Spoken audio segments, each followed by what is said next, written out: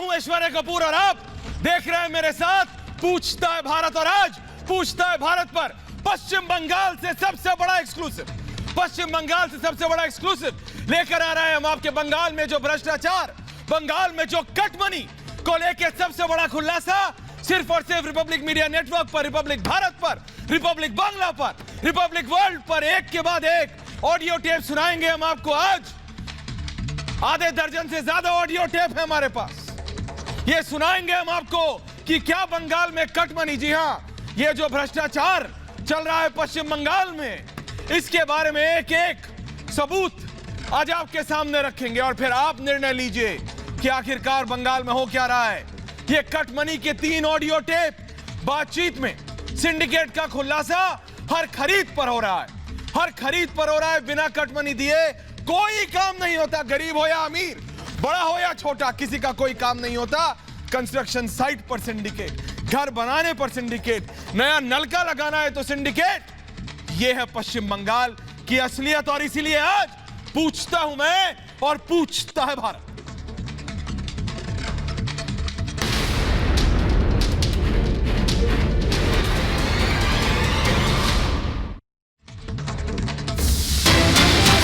जैसा कि मैंने अभी आपको बताया, ब्रेकिंग न्यूज के साथ हम शुरू कर रहे हैं। ये जो आप देख रहे हैं रिपब्लिक पे ब्रेकिंग न्यूज सिंडिकेट टेप्स की, ये जो कट मनी की, ये जो कट मनी की असलियत है रिपब्लिक के पास भ्रष्टाचार के सबूत। बंगाल में कट मनी के 3 ऑडियो टेप अभी हम सिर्फ 3 सामने रख रहे हैं और भी रखेंगे। बातचीत में सिंडिकेट का खुलासा हर खरीद पर कट मनी की बात है। बिना कट मनी दिए कोई काम नहीं हो सकता। आप सुनते हैं ये ऑडियो टेप, ये ऑडियो टेप सुनते हैं आप, ये ऑडियो टेप जरा सुनिए। ये बागड़िया, ये मैं आपको बता रहा हूं, सुनिए ये ऑडियो टेप।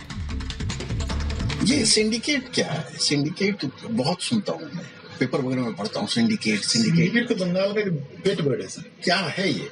एक सिंडिकेट है वहाँ पर, जो Rajarhat area, new town area में नया कंस्ट्रक्शन हो रहा है, वहाँ सिंडिकेट फॉर्म कर दिया पॉलिटिकली। अच्छा। जिसको भी बालू, पत्थर, ब्रिक्स, मैंने जो भी मटेरियल लेने पड़ेंगे सिंडिकेट के थ्रू लेने पड़ेंगे। तो वही सिंडिकेट फेमस नाम हो गया वहाँ। तो उसका फिर कट कहाँ जाता है? जैसे कि जो भी कलेक्शन होती होगी तो कट कहाँ जाता है? लोग क्या करते हैं, जैसे सपोज करिए किसी चीज की रेट 100 रुपया, तो सिंडिकेट वाले लेते हैं 120 रुपया।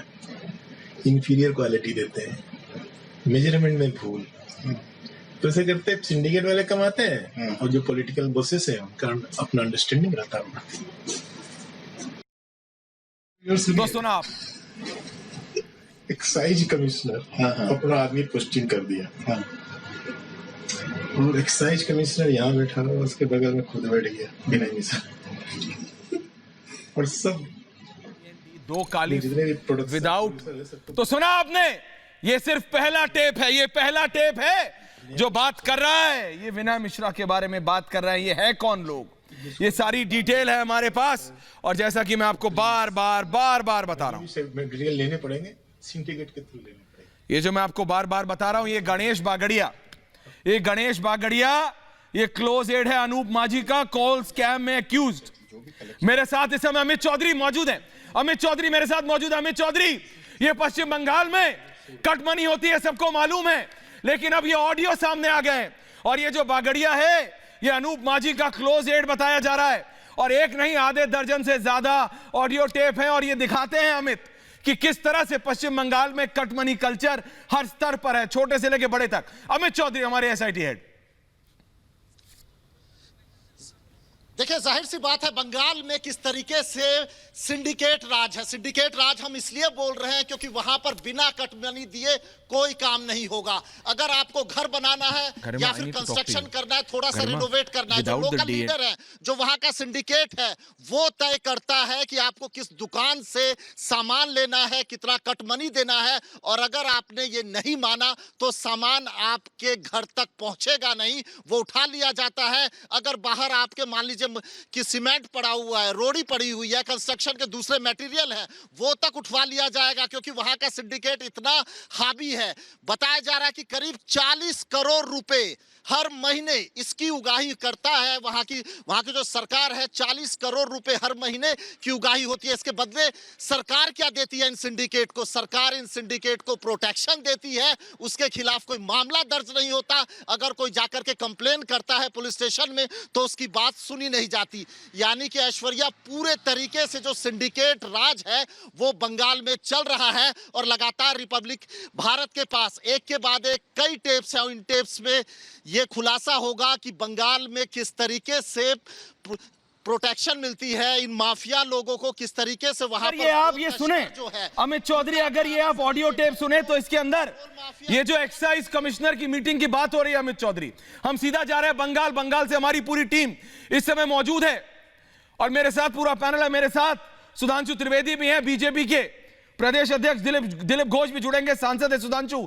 अमित मेरे साथ बंगाल के मेरे साथी हैं, हमारे साथी बंगाल से जुड़ रहे हैं हमारे साथ। लेकिन अमित, ये ऑडियो में आप सुनिए, कट मनी की बात हो रही है। इस ऑडियो में अनुपमा और रीमा, मैं पहले जा रहा हूं रीमा के पास। रीमा, ये जो ऑडियो टेप है आधे दर्जन से ज्यादा, इसमें दिखाता है कि किस तरह से कट मनी का स्तर और किन किन बड़े लोगों का नाम लिया जा रहा है। कहा जा रहा है कोयला खदान करना है, कोयला में अगर स्कैम है तो भैया इसका बड़े बड़े लोगों के पास कट मनी जाता है। रीमा सीधा बंगाल से जुड़ रही है ऑडियो टेप सुनने के बाद। रीमा। ऐश्वर्या, चुनावी माहौल में चूंकि इस वक्त हम लोग हैं तो चुनाव के लिहाज से मैं समझाऊंगी अपने दर्शकों को और बताऊंगी कि चुनावी मंच से जब इस बात की चर्चा होती रही और निशाना साधा गया और चर्चा की गई सिंडिकेट और कट मनी की, तो किसी को यकीन नहीं हो रहा था। लेकिन ऐश्वर्या, आपके जरिए जो एक्सक्लूसिव खुलासा हो रहा है, रिपब्लिक मीडिया नेटवर्क जो हमारे दर्शकों के सामने ये एक्सक्लूसिव खुलासा कर रहा है, उसके जरिए पता चल रहा है कि बंगाल में कट मनी सिंडिकेट कितना बड़ा मामला है, सत्तासीन लोगों ने कितना दिया है, कैसे उगाही हो रहा है और कैसे कमाई हो रही है। ये काली कमाई कैसे मुझे दो इसकी एक वानगी पर है। आपने तो ऐश्वर्या पहला टेप दिखाया। अभी सिलसिलेवार तरीके से जब आप टेप दिखाएंगे तो सत्तासीन लोगों की नींद उड़ने वाली है। पश्चिम बंगाल में आज खलबली मचने वाली है। ये जो रिपब्लिक भारत के जरिए बड़ा खुलासा हो रहा है और बीजेपी के तमाम बड़े कद्दावर चेहरों ने इस बात का बार बार जिक्र किया है। जब से चुनाव की सुगबुगाहट, तब से इस बात की चर्चा हो रही है कि सिंडिकेट और कट मनी, तोलाबाजी यहाँ का सबसे बड़ा मसला है, सबसे बड़ा चुनावी मुद्दा है। हालांकि कुछ लोगों ने इस बात को मानने से इनकार कर दिया, लेकिन उनकी आंखों से, यकीनन उनकी आंखों से आज पर्दा हट जाएगा और पर्दा इस तरीके से हटेगा कि बंगाल की एक काली सच्चाई, स्याह सच्चाई सबके सामने होगी। ऑडियो दोबारा सुनाते हैं, ऑडियो दोबारा। रीमा, अमित चौधरी, कहीं मत जाइएगा, आप रहिए। अनुपमा के पास जाने से पहले मैं ऑडियो दोबारा सुना रहा हूं, आप भी सुने आ रहे हैं और हमारे दर्शक सुन रहे हैं किस तरह से बंगाल में ये कट मनी कल्चर, और आज हम पर्दाफाश कर रहे हैं उस कट मनी कल्चर के ऊपर से। सुनिए ये ऑडियो दोबारा। एक स्टोरी और सुनिए।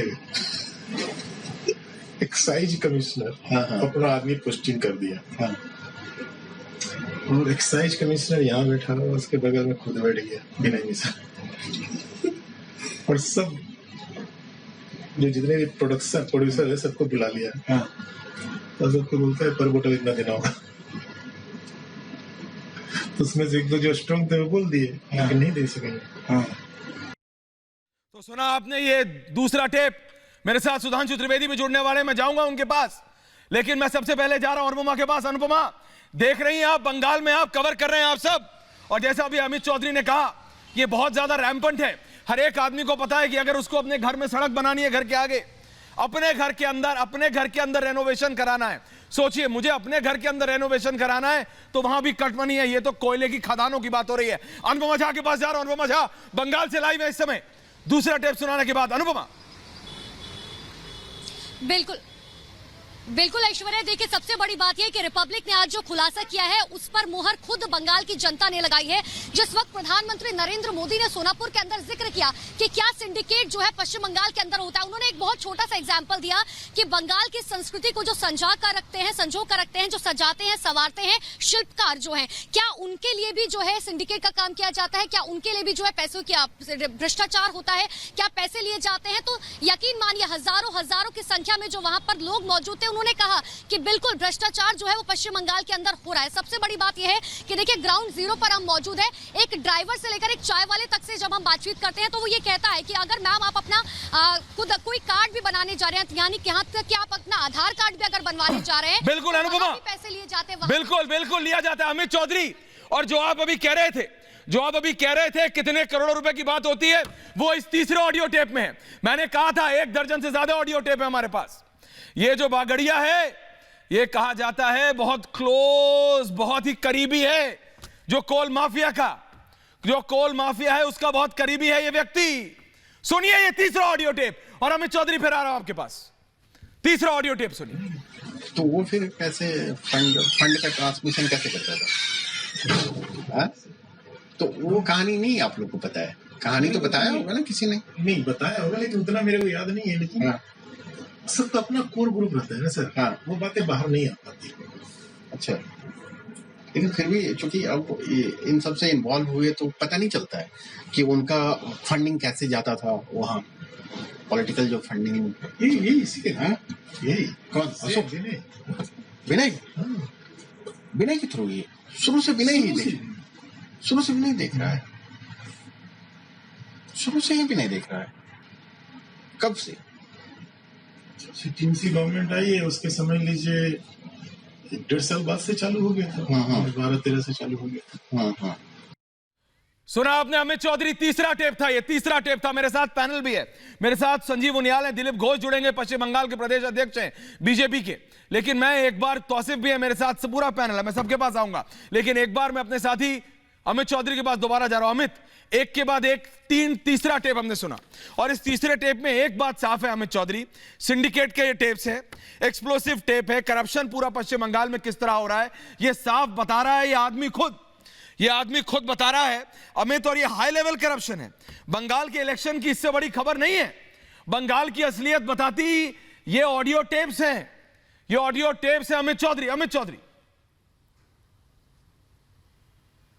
देखिए, प्रधानमंत्री नरेंद्र मोदी ने बंगाल में जाकर यह बोला था कि कट मनी की सरकार है, और आज हमने खुलासा कर दिया एक के बाद एक 3 ऑडियो टेप जो सुना है उससे खुलासा हुआ है कि किस तरीके से कट मनी के बूते सरकार चल रही है, करोड़ों रुपए किस तरीके से उगाही किए जाते हैं, और हर तरीके से हर फील्ड में इनके माफिया लोग जो है वो खड़े हैं, जो बिना कमीशन लिए, बिना कट मनी जब तक उन तक पहुंचता नहीं है तब तक किसी का कोई काम होने नहीं देते, और इस तरीके से वो वहां पर रूल करते हैं। और मैं लगातार ये बता रहा हूं किस तरीके से अगर आप इसकी कंप्लेन भी करने जाइए तो कोई पुलिस वाला ऐसा नहीं मिलेगा, कोई थाना ऐसा नहीं मिलेगा जिसमें सिंडिकेट के खिलाफ कोई मामला दर्ज हो जाए। यानी कि कटमनी के रिएक्शन आ रहा है मेरे पास।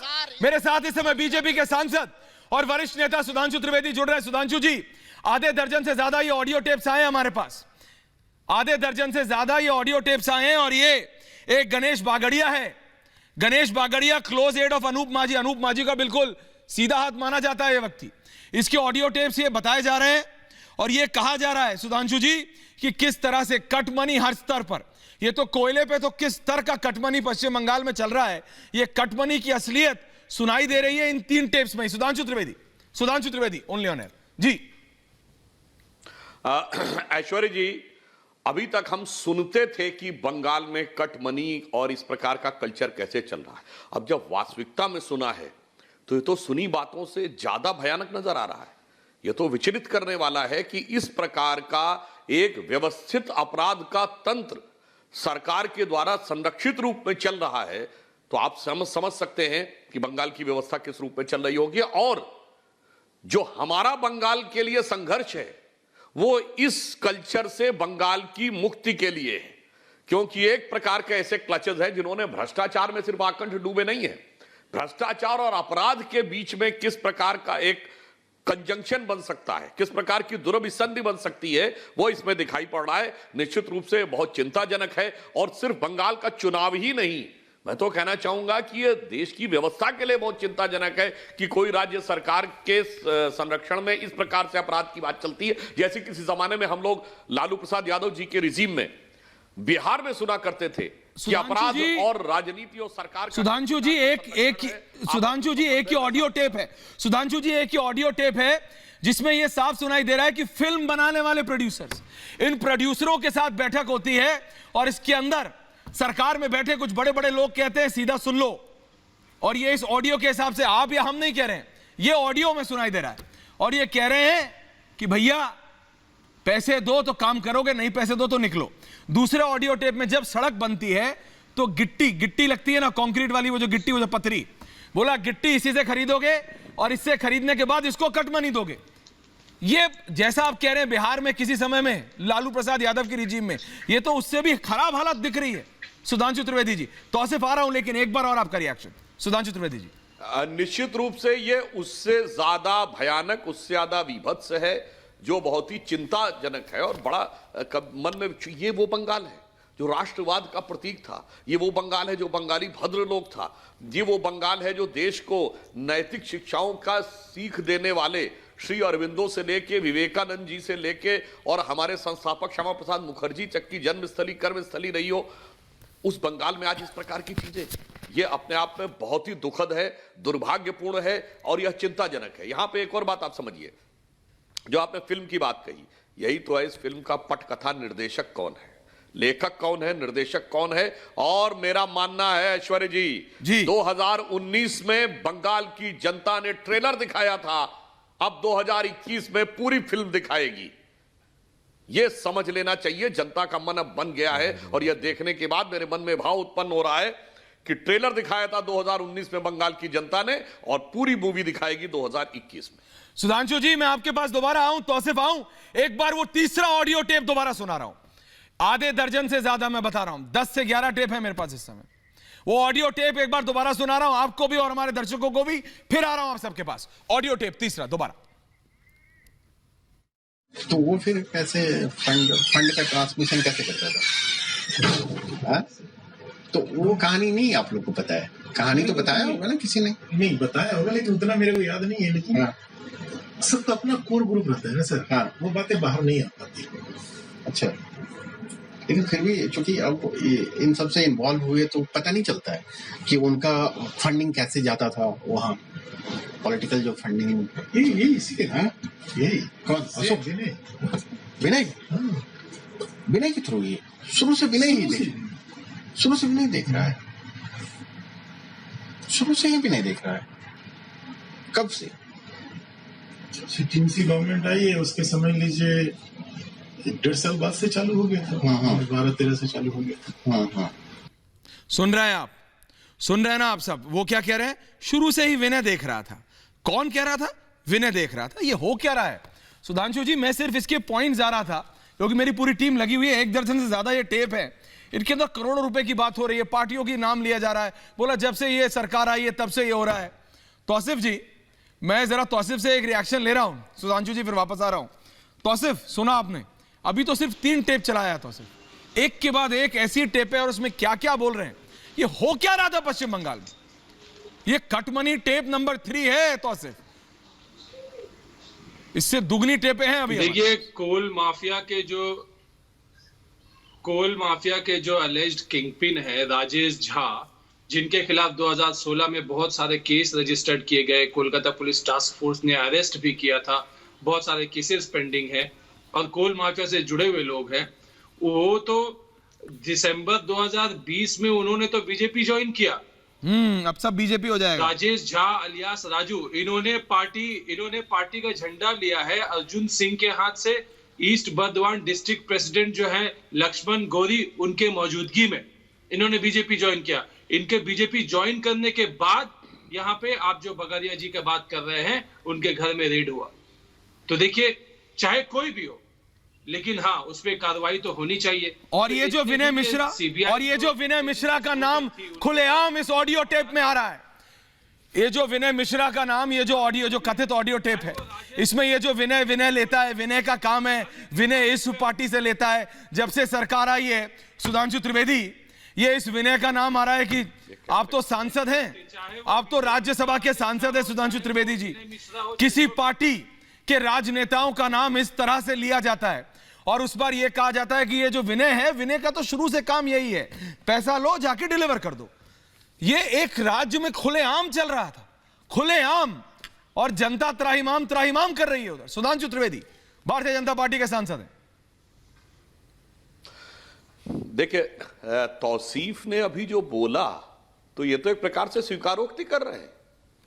ये जिनका भी नाम ले रहे हैं कि वो झा थे और उसके बाद जब वो इधर आए उसके बाद बागड़िया के यहां रेड हुई, इसका अर्थ तो ये हुआ कि जानकारियां जब सरकार के पास आई तब कार्रवाई हुई, मतलब आप स्वीकार कर रहे हैं कि ये सब चल रहा था।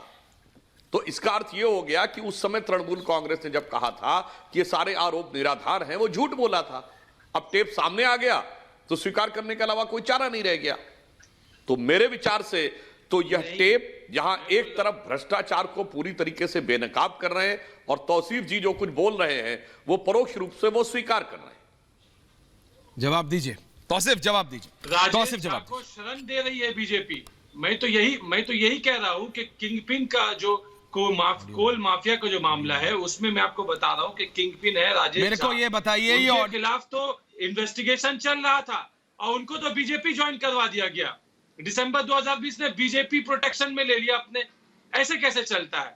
आपको तो ये देखना होगा कि जो क्रिमिनल है वो क्रिमिनल है, जो अपराधी है जिसके खिलाफ केस चल रहा है उसके खिलाफ केस चलना होगा। उसका अरे ये मतलब कैसी सोच है? पार्टी में ज्वाइन कर लो तो वॉशिंग मशीन। अरे ये कैसी सोच है भाई? जब तक दूसरे तरफ हो तब तक सब सही। तौसीफ जी ये बोल रहे, जवाब इसका ऑडियो नहीं, तौसीफ जी अरे सुनिए, देखिए तौसीफ ने जो बोला है उसका अर्थ क्या हुआ? अभी जांच एजेंसी तो निष्कर्ष निकाल नहीं पाई कि किसकी संलिप्तता कहां तक है और कौन किंगपिन है, मगर तौसीफ जी को पता है कौन किंगपिन है। तो यह फिर साबित हो गया कि सब कुछ पहले से तय था। ये फिल्म के डायरेक्टर ने स्क्रिप्ट पहले लिख चुकी थी, इसीलिए उन्होंने ये भी कह दिया कि फलाने जी यहां थे, वहां गए, तब ये जानकारियां बाहर आई। और किंगपिन कौन था अभी कोई इन्वेस्टिगेटिव एजेंसी तय नहीं कर पाई है, मगर इनको पता है। तो ये उत्तरोत्तर स्वीकृति होती चली जा रही है कि ये सब कुछ किस प्रकार से, जिसे हिंदी में कहते हैं नख से शिख तक, भ्रष्टाचार में आकंठ डूबी हुई यह ममता बनर्जी जी की तृणमूल कांग्रेस सरकार बंगाल की जनता के साथ किस प्रकार का धोखा और देने का काम कर रही है बीजेपी। कौन किसको शरण दे रहा है? तौसीफ, संजीव उनियाल, प्रकाश चांडिल्या और बीजेपी के सुधांशु त्रिवेदी जी सांसद, जरा ये ऑडियो सुनिए। ये ऑडियो एक राजेश बागड़िया का है कथित तौर पर। लगाए थे तब आपने कहा सुधांशु जी, ये इनका जवाब इस ऑडियो में है और फिर मैं आपके पास आ रहा हूं।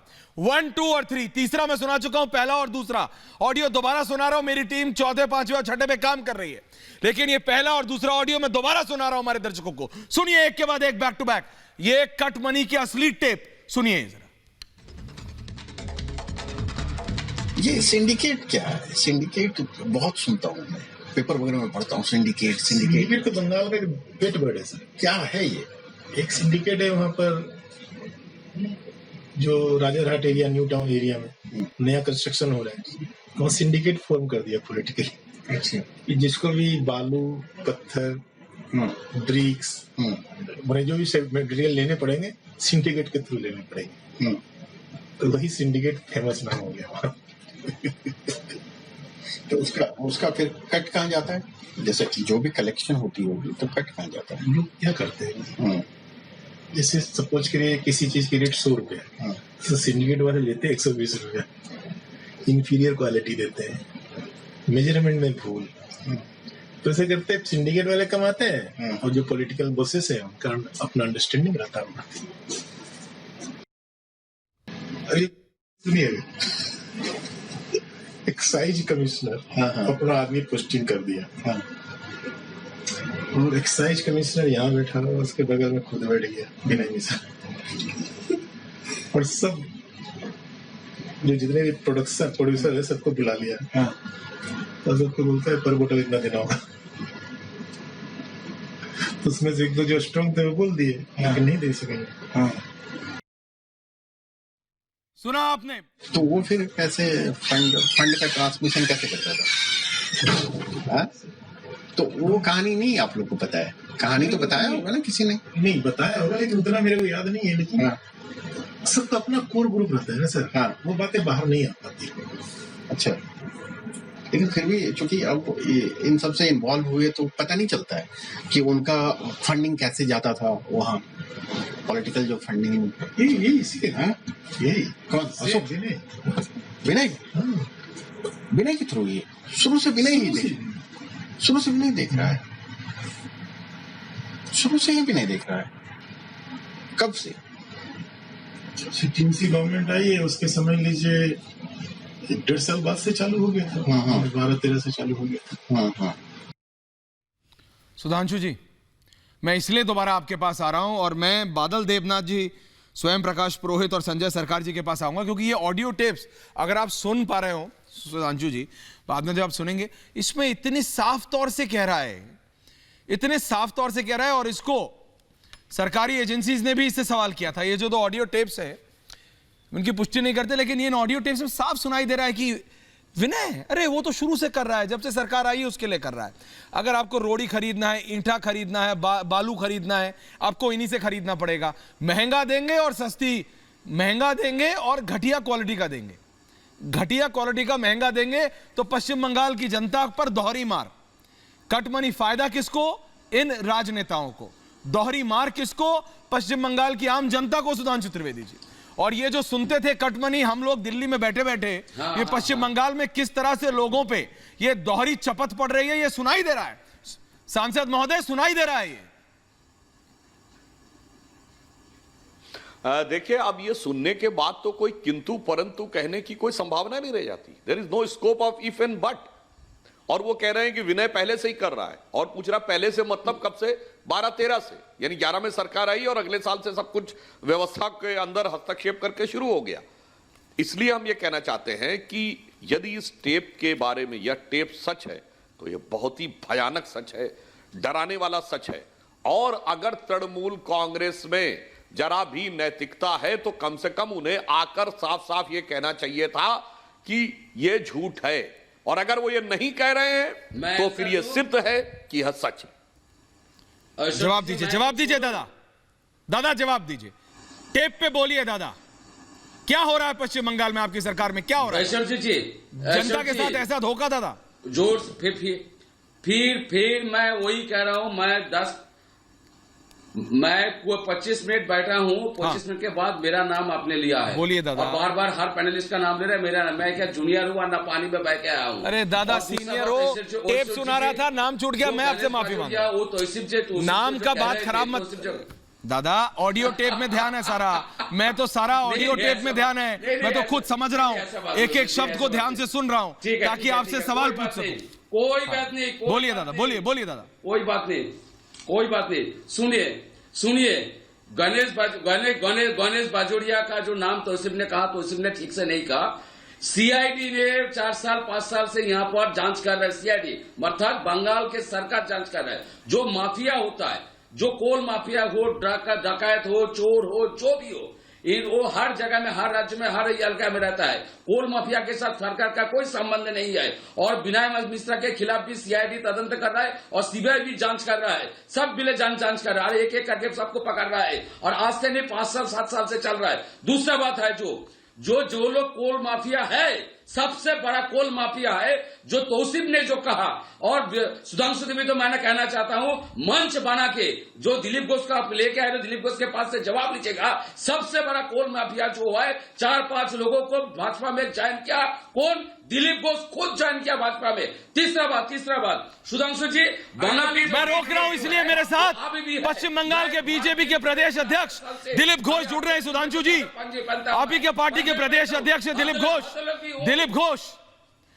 घोष जुड़ रहे हैं मेरे साथ। सुधांशु त्रिवेदी जी पश्चिम बंगाल के प्रदेश अध्यक्ष है, अगले कुछ ही क्षणों में जुड़ रहे हैं। लेकिन सुधांशु जी, क्या ये सच है? क्या ये लोग आपकी पार्टी में आ गए हैं? सुधांशु त्रिवेदी जी बताइए ना। बिल्कुल। देखिए, बादल जी ने पूरा प्रयास किया, परंतु जो संकट के काले बादल आकर घिर गए हैं आपकी सरकार पे, वो इससे खत्म होने वाले नहीं है। केवल आप इस बात का जवाब दे दीजिए कि इन सारे प्रकार के जो भी घटनाक्रम थे, नारदा हो, शारदा हो, ये कोल घोटाले वाली बात थी, कई साल पहले आई थी, तब आपकी पार्टी का स्टैंड क्या था? आप कहते थे ऐसा कुछ हुआ ही नहीं है। उसको तो आज आप अपने पिछले स्टैंड के लिए माफी मांग रहे हैं कि नहीं? बोलिए हाँ या ना। पार्टी का स्टैंड पहले आप ये बता दीजिए कि जो पहले आपने बोला था वो सब गलत बोला था, या फिर ये कि जब तक आदमी आपके साथ है यानी आप बताइए तब तक सब कुछ ठीक है और जैसे ही वो बाहर गया वो अपराधी हो गया। भाजपा में जॉइन क्यों किया? आरएसएस। अरे मैं तो आपसे पूछ रहा हूँ भाई, पुरोहित जी को डालिए। हमारा तो कहना था जवाब देंगे कि कट मनी कल्चर, भ्रष्टाचार, पुरोहित को जवाब देने दीजिए। पुरोहित जी को चल रहा है पुरोहित जी को और हम जो कह रहे थे वो सुधांशु जी आपके सवाल का जवाब पुरोहित जी दे रहे हैं। आपके सवाल का जवाब सुधांशु जी पुरोहित जी दे रहे हैं। बात कर रहे हैं। हाँ बोलिए पुरोहित जी। ये ईवीएम घोटाला करने वाले दिलीप घोष जुड़े जनता पार्टी के। मैं दे रहा हूं सुधांशु जी को। बोलिए। हाँ बोलिए। शारदा नारदा मुख्य आरोपी मुकुल राय आज इनकी पार्टी में मोदी जी की गोदी में बैठे हैं। शुभेंदु अधिकारी को इन्होंने अपने सर पे बिठा लिया है, दूल्हा बना लिया है बारात में। शुभेंदु अधिकारी को, जिसको आज जेल में होना चाहिए। इनको बात करने की, यहाँ पे बैठने के पहले भ्रष्टाचार के बारे में बोलने की कोई इजाजत नहीं होनी चाहिए, क्योंकि ये सबसे ज्यादा भ्रष्टाचारियों के साथ है के अंदर में। मैं रोक रहा हूं आपको पुरोहित जी। सुधांशु जी वापस आऊंगा आपके पास। चाहे वो किसी पश्चिम बंगाल के बीजेपी के प्रदेश अध्यक्ष दिलीप घोष मेरे साथ इस समय पूछता भारत पर लाइव है। दिलीप जी, एक के बाद एक दर्जन से ज्यादा ऑडियो टेप से हमारे पास। ये राजेश बजौरिया क्या व्यक्ति है, ये साफ साफ बता रहा है और इन कथित ऑडियो टेप्स में सुनाई दे रहा है कि टीएमसी की सरकार में कह रहा है 12-13 से ये विनय नाम का व्यक्ति पैसे इकट्ठे कर रहा था और जाके नेताओं को दे रहा था। कट मनी की असलियत इन टेपों में दिलीप घोष जी सुनाई दे रही है। दिलीप घोष दादा बताइए जी। ये तो बहुत कई साल से चल रहा है, यहाँ भ्रष्टाचार इतना चरम पर है। दुर्भाग्य से जो पार्टियां सत्ता में है, ऐसे जो भ्रष्टाचार में लिप्त लोग हैं, इनको नेता बना दिया, मंत्री बना।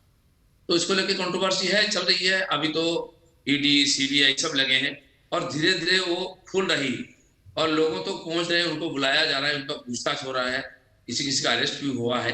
तो यहाँ के लोग काफी दिन से इससे प्रभावित थे। लोगों की इच्छा थी कि कोई इसका निराकरण हो, दोषियों को सजा मिले। लगभग 80,000 करोड़ रुपया नारदा शारदा में गटक गए, उसका भी लोगों को पैसा वापसी हो और दोषियों को सजा हो, ये यहाँ के लोगों की इच्छा है। और उसी दिशा में सीबीआई ईडी काम कर रही है। तो टीएमसी और उनके नेताओं को बहुत तकलीफ हो रही है। पूरा यहाँ राजनीति को भ्रष्टाचार से और हिंसा से पूरा ओतप्रोत कर दिया गया है। तो इससे निजात पाने के लिए इस बार चुनाव को लोगों ने हथियार के रूप में यूज कर रहे हैं। पहले 2 फेज में उसी दिशा में चुनाव हुई है। मुझे लगता है आगे तक भी और जोरदार होगा। लोग खुल करके वोट करके इसका विरोध करके परिवर्तन करेंगे। दिलीप जी, लेकिन ये जो ऑडियो टेप है, मैं दोबारा आपसे, मेरे को पता आपको जाना है, लेकिन दिलीप घोष जी ऑडियो 1 में सुनाई दे रहा है कि कैसे फिल्म प्रोड्यूसर्स को, ऑडियो 2 में सुनाई दे रहा है कैसे घर बनाने के लिए, ऑडियो 3 में सुनाई दे रहा है कि कैसे ये कोयले का पैसा। दिलीप घोष जी, पश्चिम बंगाल की जनता के साथ ऐसी मार, पश्चिम बंगाल की जनता के साथ ऐसा विश्वासघात, अगर इन टेप्स को माना जाए तो कोई ऐसा नेता नहीं तृणमूल कांग्रेस का, इस पार्टी का, जो कि इस कैंप में लिप्त ना हो। जे देखिए, कोयला घोटाला हजारों करोड़ रुपया का होता है, इतना इसका कोई सीमा नहीं है और झारखंड बंगाल मिला करके चलता है। किसी की हिम्मत नहीं थी उसमें हाथ डाले।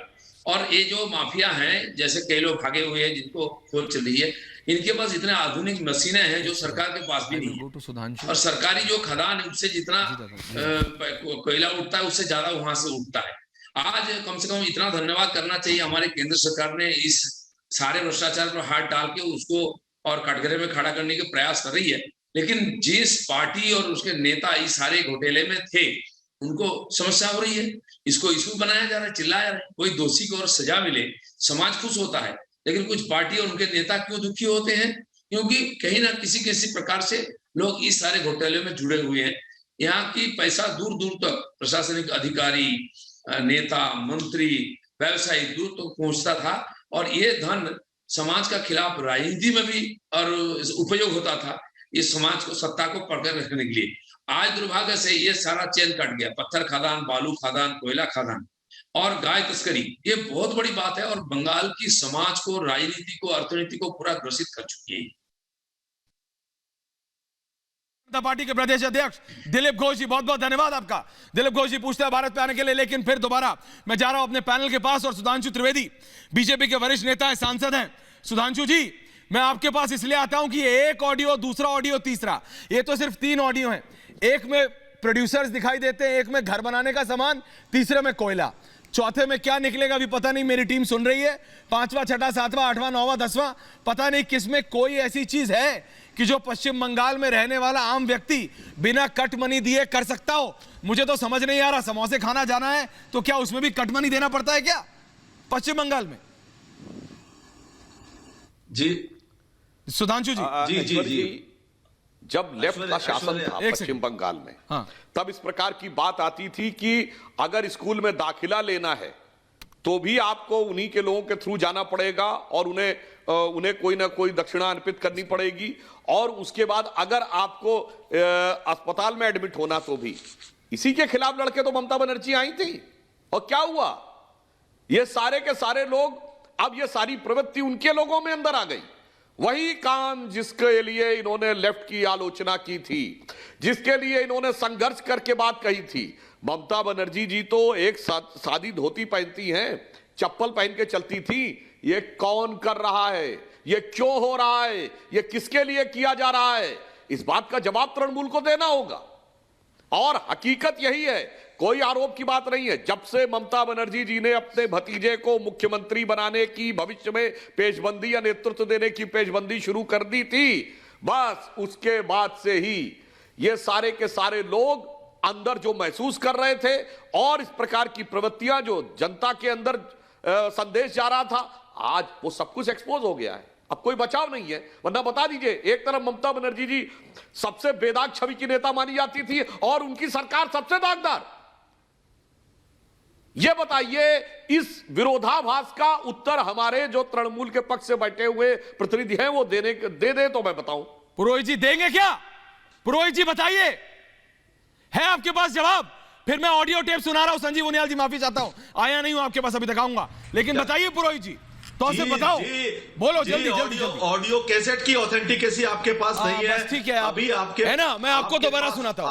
आपको यही करना है, आपको वो करना है। सुनिए ऑडियो सुनिए back to back. Sudhanshu ji please सुनिएगा, ऑडियो 1, ऑडियो 2, ऑडियो 3, तीनों सुनिए बैक टू बैक।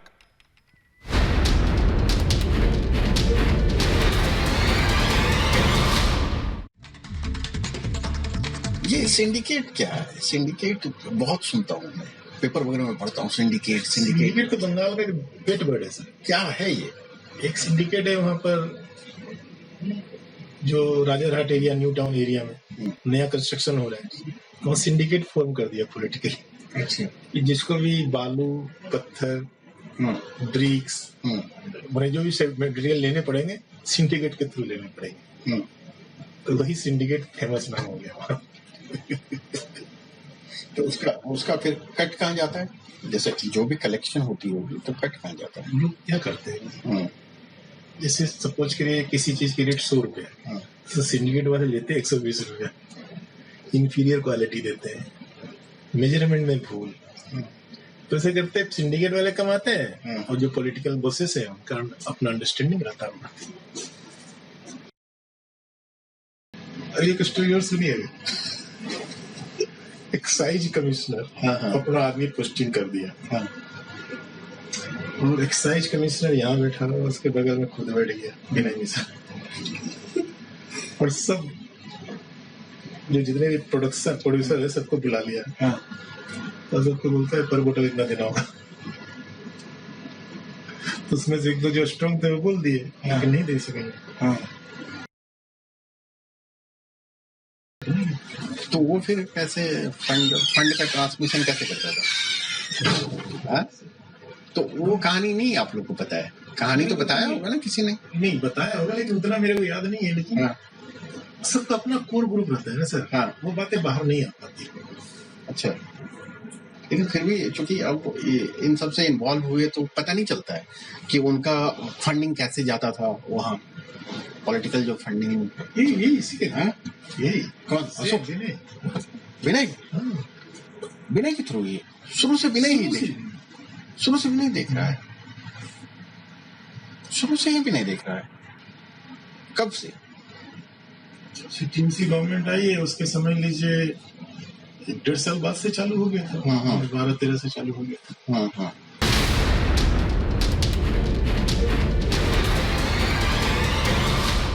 सुना आप सबने, मैं तौसिफ के पास आ रहा हूं। तौसिफ बताइए इसको डिफेंड कैसे करेंगे? तौसिफ बताइए इसको डिफेंड करेंगे कैसे? पश्चिम बंगाल की जनता के साथ आघात नहीं है कि अगर आप इसको भी अब भी डिफेंड करेंगे इस कट मनी कल्चर को? तौसिफ बताइए। नहीं देखिए, आप जो वीडियो टेप चला रहे हैं, आप ऑडियो है, वीडियो नहीं है, ऑडियो टेप पुष्टि नहीं हुई है। हाँ, ऑडियो जी, ऑडियो टेप को जो है लेबोरेटरी में टेस्ट होना बाकी है, ये पहली बात। दूसरी बात के देखिए, इस तरह के ऑडियो हमने देखे हैं जब हमारे जो एक्टर थे उनकी जो डेथ हुई थी और बॉम्बे में आप सबने फिर ब्लेम किया था उनकी गर्लफ्रेंड को, आप फिर वापस पहुंच जाते हैं। तो मैं कह रहा हूँ ऑडियो टेप सुनाई दे रहे हैं तौसिफ, तो अल्टीमेटली क्या होता है? What are you saying? आप बोल क्या रहे हैं? की बात कर रहा हूँ कि अल्टीमेटली देखा ये जाता है कि आप जो है तिल अपना आपा खो दिया। आप जो है ऑडियो को तो आप दिखा देते हैं, उसमें अपना मानसिक संतुलन खो दिया। मैं बोलता हूँ कि इन्वेस्टिगेटिव एजेंसीज सीबीआई और एनआईए, इनका अगर कोई बयान है कि हाँ रिपोर्ट के बाद ये फैसला आया है, रिपोर्ट के बाद ये जांच पड़ताल के बाद ये रिपोर्ट आया है, वो रिपोर्ट आप दिखाइए। अगर कोई मैटर संजीव मुनियाल और आपके पास कोई तथ्य है, जाकर के आप एनआईए को दे दीजिए, आप सीबीआई को वो तथ्य दे दीजिए, आप अपना ऑडियो जो है माँ माटी मानुष की। और ये ब्रेकिंग न्यूज आ रही है, रिपब्लिक भारत के खुलासे का असर, Bharatiya Janata party press conference करने जा रही है 8:15 बजे इसी पर, क्योंकि ये इतने ज्यादा एक्सक्लूसिव है ये, और ये इतना एक्सप्लोसिव है, मैं आपको क्या बताऊं। आज तक जो ऐसे सुधांशु त्रिवेदी कह रहे थे ना अभी कि भाई अभी तक तो कट मनी सुनते थे कि भैया इसमें कट मनी, उस पे कट मनी, अब तो भैया साफ साफ दिखाई दे रहा है कि आप कुछ भी करिए, अपने घर पे अपना काम कराइए, अपने पैसे से कराइए, उसका भी कट मनी देना पड़ता है। आप अपने घर में दीवार बनाएंगे तो कट मनी, मुझे तो लग रहा पानी पीने पे कट मनी ना लग जाए भाई साहब। ये पश्चिम बंगाल में जिस हिसाब से चीजें चल रहे हैं, सुधांशु त्रिवेदी जी, सुधांशु त्रिवेदी। देखिए, अभी तौसीफ जी जो कह रहे थे मैं उसका जवाब देना चाहता हूं। जी दीजिए। देखिए, तौसीफ की बात अपनी जगह सही है कि टेक्निकली ये इसको कंफर्म होना चाहिए, परंतु ये बताइए, 3 चीजें होती हैं जब राजनीतिक रूप से कोई आरोप या कोई सबूत सामने आता है, टेक्निकल, पॉलिटिकल और मॉरल। टेक्निकल में जांच होगी, इनकी फोरेंसिक जांच होगी, उसके बाद पुलिस इन सारी चीजों की जांच करेगी, ठीक है। अरे आप पॉलिटिकल मॉरल उत्तर तो दीजिए, आप नैतिक और राजनीतिक उत्तर दीजिए। आपको आके कहना चाहिए था किसी विनय मिश्रा से हमारे किसी आदमी का संबंध नहीं, कोई गणेश बागड़िया से संबंध नहीं, और जो इन लोगों में जो बात करने की बात कर रही सिंडिकेट जैसी कोई चीज नहीं, आप आके कह देते, दूध का दूध पानी का पानी हो जाता है। पर अगर जो दिखाई पड़ रहा है वो हकीकत होती है, तब इस ढंग की बातों की आड़ लेकर जो आप छुपना चाहते हैं वो संभव नहीं हो पाएगा, क्योंकि हिंदी में एक कहावत है कि तिनके की ओट में पहाड़ को छुपाया नहीं जा सकता। अब ये आपके जुर्म के, भ्रष्टाचार के, अपराध का पहाड़ उभर कर सामने आ गया है, और इसे टेक्निकलिटी के तिनके के द्वारा आप जो छुपाने का प्रयास कर रहे हैं वह नहीं हो पाएगा, यह आपको मान लेना चाहिए। जवाब दीजिए, आखिरी 30 सेकंड। तो सिर्फ आखिरी 30 सेकंड समय नहीं है ग्राउंड में। मैं पॉलिटिकल ग्राउंड में ही मैं ये पूछता हूं कि राजेश झा, जो कि ये सारे माफिया, कोल माफिया के जो किंगपिन हैं, उन्होंने बीजेपी ज्वाइन किया 20 दिसंबर 2020 को, आपने उन्हें क्यों लिया? आपने वो बीजेपी यही करते रहिएगा, मैंने क्यों लिया, तुमने क्यों लिया? पार्टी में लेने के बाद आपने उनको क्या शर्म? कोई भी, मेरा सिर्फ इतना ये कहना है, और मैं अपने दर्शकों से बात कर रहा हूँ। सुधांशु जी, सबसे बड़ा किंगपिन है। मैं जानता हूँ बहुत सारे ऐसे लोग हैं, मैं आज आ नहीं पाया हूँ, माफी चाहता हूँ संजीव मुनियाल जी। ये बार बार ये ऑडियो टेप मैं इसलिए सुना रहा हूँ, और अभी जैसे जैसे समय बढ़ेगा और ऑडियो टेप आपको हम सुनाएंगे, कहीं मत जाएगा। लेकिन ये बात साफ है, किसने किसको लिया, कौन आया, पार्टियां सब जंप करते हैं, लेकिन ये जो ऑडियो टेप से, और रवि किशन मेरे को बताया जा रहा है मेरे साथ जुड़ रहे हैं, इसी पे बंगाल में कैंपेनिंग कर रहे हैं, बंगाल में कैंपेनिंग कर रहे हैं और मेरे साथ जुड़ रहे हैं इस समय सुधांशु त्रिवेदी जी। हर एक नेता इस पे रिस्पॉन्ड करना चाह रहा है, जो भी बंगाल में टीएमसी के भी नेता मेरे साथ इस समय जुड़ने वाले हैं अगले कुछ ही देर में। मैं ये कह रहा हूं, ये पता होना चाहिए कौन सा नेता कहां गया, कौन सी पार्टी में गया, ये होता है सुधांशु जी। लेकिन इस तरीके का करप्शन, और पश्चिम बंगाल की जनता से आप जाके बात कीजिए, उनको डेवलपमेंट चाहिए, उनको डेवलपमेंट नहीं मिल रहा, उनको दोहरी मार। एक तो सब स्टैंडर्ड सामान मिल रहा है जो कि इन ऑडियो टेप्स में सुनाई दे रहा है, और दूसरी तरफ उनको हर चीज डबल महंगी मिल रही है, डबल नहीं तो डेढ़ी दुगनी 2.5 गुना पैसा उन्हें देना पड़ रहा है। तो सुधांशु जी इस तरह की चीजें हो रही हैं। आखिरी सवाल है मेरा सुधांशु त्रिवेदी। देखिए अभी तौसीफ जी ने कितनी विचित्र बात कही कि जो ऑडियो टेप सीधे सीधे सुनाई पड़ रहा है उसमें तो कह रहे हैं कि टेक्निकल जांच के बाद ही तय होना चाहिए, और कोल का किंगपिन कौन था ये बड़े आत्मविश्वास के साथ बता रहे हैं।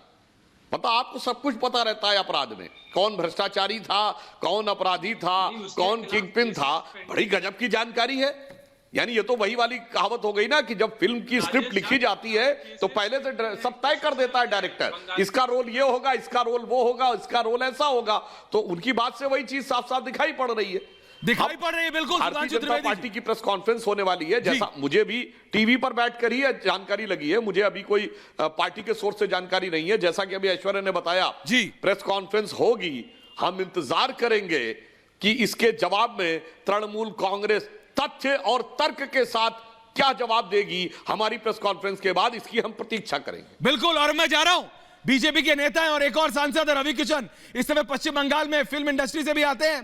रवि जी, अगर आपको सुनाई दे रहा है इस समय, मेरी आवाज आ रही है आप तक, ये एक नहीं 1 दर्जन से ज्यादा ऑडियो टेप है। इस समय आप पश्चिम बंगाल में कैंपेनिंग कर रहे हैं रवि किशन जी, उसमें ये ऑडियो टेप है, ये कहता है कि पश्चिम बंगाल में अगर पिक्चरें बनानी है तो पहले प्रोड्यूसर्स को कट मनी देना होता है। अगर किसी आम पश्चिम बंगाल में रहने वाले व्यक्ति को अपने घर में काम कराना है तो कट मनी, ईंट खरीदनी है तो कट मनी, बालू खरीदना है तो कट मनी, तो पिक्चर बनाने से लेके अपने घर की दीवार खड़ी करने तक cut money, cut money, cut money. Ravi Kishan. Aishwarya बाबू, मैं यहाँ जमीन पर घूम रहा हूँ जी, और मैं बताऊं बंगाल से मेरा बड़ा पुराना नाता है। मेरे पहली भोजपुरी फिल्म भी यहीं की थी, फौलता में। उस वक्त हमको पता चला था, मैं 40 दिन यहाँ रहा था कोलकाता में, सैया हमारी फिल्म थी, वहीं से मैं सुपरस्टार बना। मुझे उस वक्त पता चलता था कि जब गांव के लोग, गांव था जहां हम करते थे, वहां बच्चा पैदा होता है ना ऐश्वर्या जी, तब वहां पर कटमनी लेते हैं। वो बच्चा बड़ा होकर जब उसकी मृत्यु होती है तो उसके डेथ सर्टिफिकेट का भी कटमनी होता है, एडमिशन से लेके एवरीथिंग। यहाँ पर करप्शन करप्शन करप्शन, कटमनी, टोलाबाजी, गुंडागर्दी, बम बनाना, दादागिरी। इन्होंने, दीदी ने अपना एक अलग देश बनाया। इनको राज्य नहीं था, देश था घुसपैठियों वाला, रोहिंग्या वाला, दादागिरी वाला, टीएमसी के गुंडों द्वारा हमारी सभाओं को कैंसिल करना, सभाओं पे पथराव करना, बम फेंकना, हत्याएं करना। ये एक बहुत ही इन्होंने इस देश से इसको काट के रखा था। 70 साल हो गए ऐश्वर्या बाबू, यहाँ पर अभी हम गांव में घूम रहे थे, यहाँ कीड़े का पानी लोग पीते हैं। 100-100 फीट पे यहाँ पानी है। गृह मंत्री अमित शाह जी ने कहा था कि वहां पर गुजरात में पानी नहीं, लेकिन वहां पे सबको 1000 फीट पे वहां पानी मिल रहा है। यहाँ पे 100-100 फीट